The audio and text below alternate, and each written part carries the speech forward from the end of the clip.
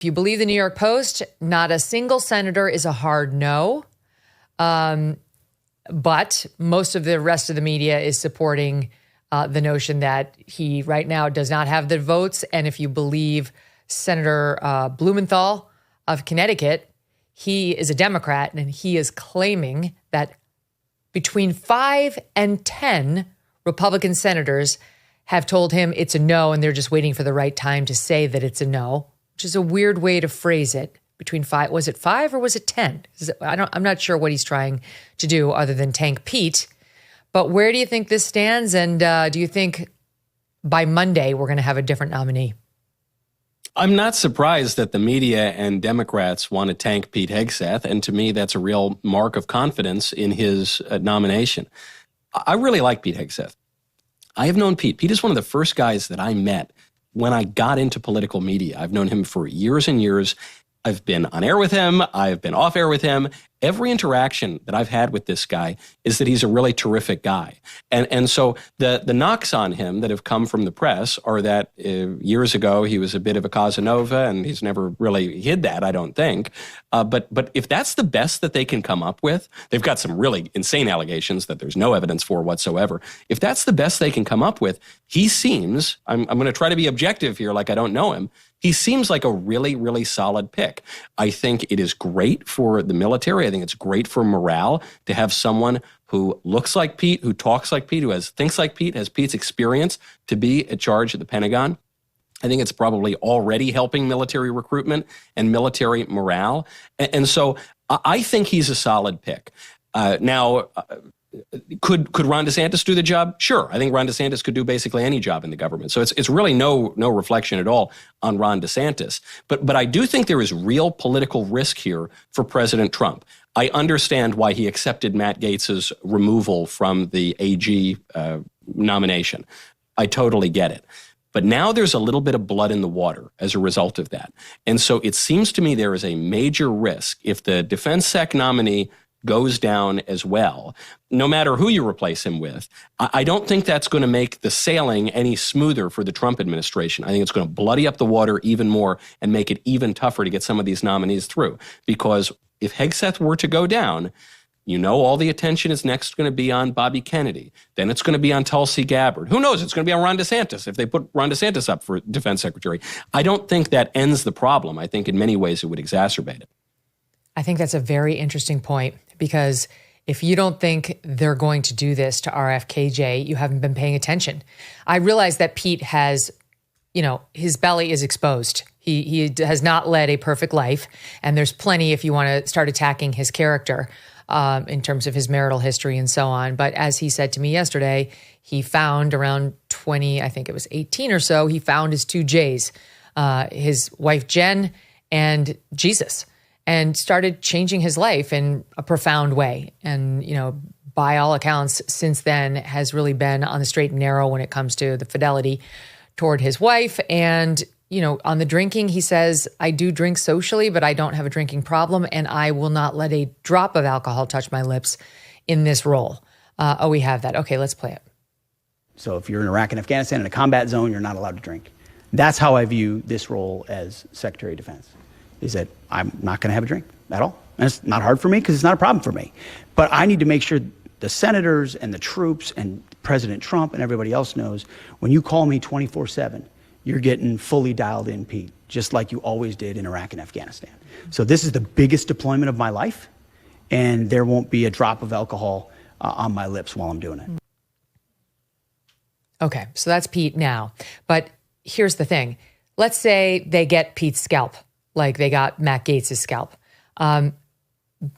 Bobby Kennedy's history makes Pete look like the consummate Boy Scout. He looks like he's ready to enter the priesthood. Yeah. He's a lot older with a lot more of a checkered past.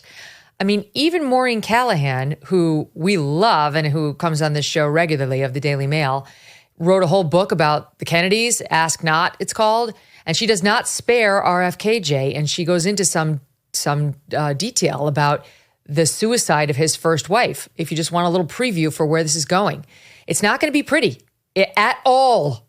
So we are really at a crossroads here about whether we are going to sacrifice these nominees because of checkered personal pasts or not. It's not going to get easier after Pete. This is the real issue. And so you hear Pete there come out and he say, I won't drink in the role, which is admirable. But to his point, again, I don't really see any evidence that the man has ever had a serious problem with alcohol, other than that, he would drink sometimes, like every member of the military. And, pretty much just every single person in the country has done at some point. So again, I think that attack was really, really weak. Some of the really ridiculous stuff, was I don't even want to state it here, some of the tabloid nonsense without any evidence.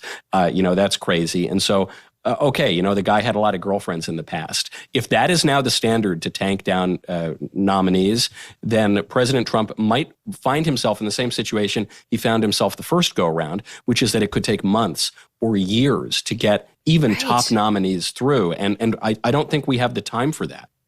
Can we talk about it specifically, though? Okay, so I'll take them in reverse order. The allegations about Pete and the women. Forget that bogus rape allegation. I mean, they may try to make some hay out of that on Capitol Hill. Good luck, because ridiculous. At some point or another, the Republican senators will read the police report and ideally listen to the hour-long in-depth piece we did on this show so they can hear just how this story fell apart. It fell apart, and that's why it wasn't charged. So I'm really not kind of worried about that piece of it, frankly, with Pete. But the womanizing is admitted, so that's fair game. And they're going to come for him on it. He's cheated on all three of his wives multiple times, according to the reports, on at least one of the wives. And when he got together with his current wife, he was still with his second wife, and he impregnated his current wife while still married to the second. And it wasn't until I think she gave birth that the second wife filed for divorce from Pete. That's when things went really south, and those two had an acrimonious divorce proceeding. Okay, so that's going to be discussed. It's not great, but Pete's point is that's in the past, and I admit it. I'm not proud of it. So that's the cheating. Okay, but the RFKJ, there was literally a news report, multiple news reports a couple of months ago about him having a digital affair, like a virtual affair with a reporter who was covering him for New York Magazine, that they were allegedly sexting, that they were having phone sex, and that Bobby kept trying to block her in an attempt to be, faithful to Cheryl Hines, but they never physically did anything together. But, that is an infidelity. Mediaite reported on other women who Bobby Kennedy was allegedly cheating on Cheryl with, recently. So honestly, to the members of the audience, we need to decide right now, is this fair game or isn't it? Because if we're going to do this, we're going to start knocking nominees out because, as Rich Lowry said, they're tomcats. Such a cute colloquial term. Then we better get used to them all getting knocked out. If this is then no one's going to be left. Maybe Ron DeSantis could withstand, but a lot of these guys will have had problems in this lane. Yes, the strangest aspect of the Bobby Kennedy, Olivia Nuzzi digital sexting story is, and the part that seemed the least credible to me is, the man's a Kennedy. Okay, I don't think Kennedys need to have digital affairs. Last I checked, the Kennedys have full-on blown affairs. And so this is very bad. It's always inexcusable to cheat on your wife. She lives in New York.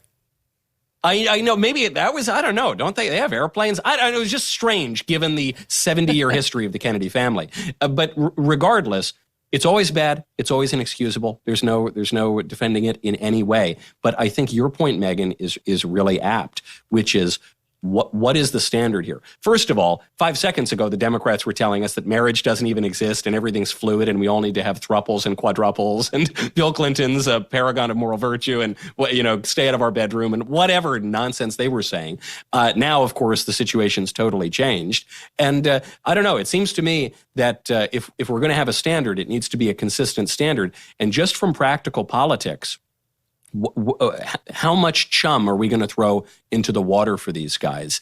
Because it's going to be a really tough fight. In any administration, a president needs to replace about 5,000 people in the government. If you really want to make serious changes to a bureaucracy that counts into the millions, you probably need to swap out 40 to 50,000 people. Now, a relatively small number needs Senate confirmation, but a lot of those people are going to get a lot of publicity. So how high are we going to set these standards, and how much higher are these standards going to be than the Democrats set them? To me, I think the real reason they're going after Pete Hegseth with such intense fervor is because the guy's good on TV. Somehow being good on TV is now considered a negative in some quarters. I don't think that's a negative. I think it's very important if you're in senior administration roles to be able to communicate in a way that is persuasive, that gets the message out there, that moves the ball down the field. And so the guy's got a great military background, seems important for running the Pentagon. The guy has very prestigious degrees from, even if you think the schools don't matter anymore, he is a graduate of Princeton and Harvard. He's very good at communicating on air. He's worked with veterans. I don't know, what more do you really want? If we're going to set these standards impossibly high, then don't be surprised when you can't staff your administration. I think the media is going after him for a couple of reasons. Number one, Fox News personality, good-looking guy who's a conservative, never mind white guy, F you. The media's already like, we don't like you. We're jealous that you've been tapped for a massive position of power, notwithstanding your disgusting work over on Fox and Friends Weekend, which we loathe with a passion, right? And they're not that pro-military, most of these media members anyway. So they're inclined to dislike him. But I also think it's just, they're still reeling, the media and the Democrats, from the loss in the presidential race. And they would love to punish Trump and anyone around him. And so any scalp will do. If they could do this to Tom Homan, who's going to be border czar, which is doesn't require Senate confirmation, they would do it to him. If they could do it to the press secretary, they would do it to her. But Pete's got personal vulnerabilities, which they're really enjoying, exploiting.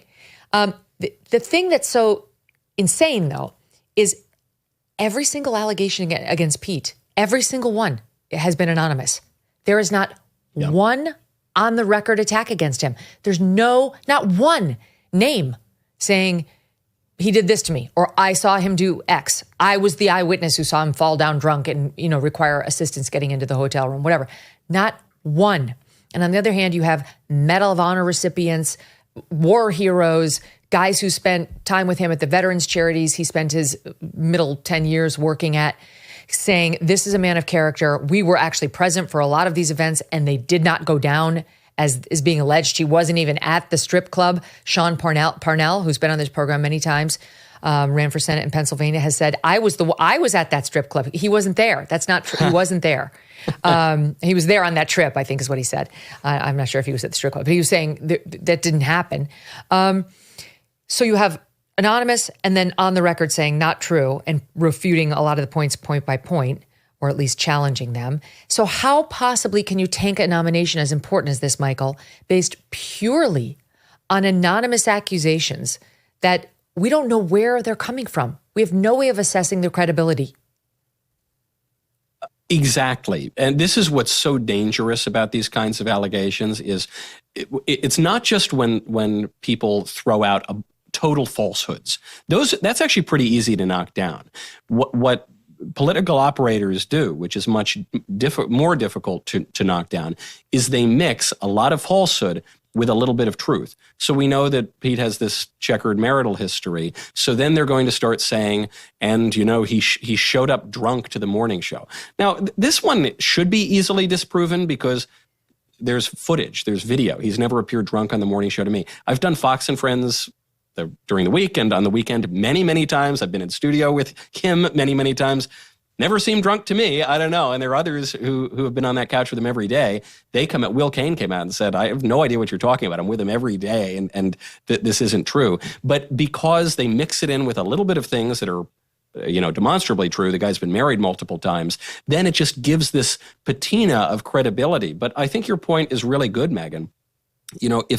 Even if there were accusers who were putting their names on this, who were coming out and saying, it was me on this day, and then here's my Sheila Jane, Smith, even then there's a good chance that it's nonsense, like the Christine Blasey Ford attacks on Brett Kavanaugh, which were totally without credibility. But in this case, the fact that it's all anonymous, all at the most convenient time, I think it's enough to say that at least 90% of this stuff is bunk.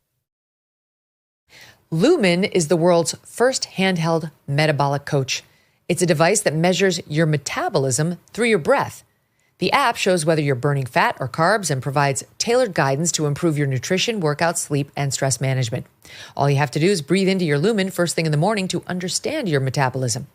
Based on your measurements, Lumen gives you a personalized nutrition plan for the day. You can breathe into it before and after workouts as well, and meals, to get real-time insights, with Lumen providing tips to give you all the latest information about your health game.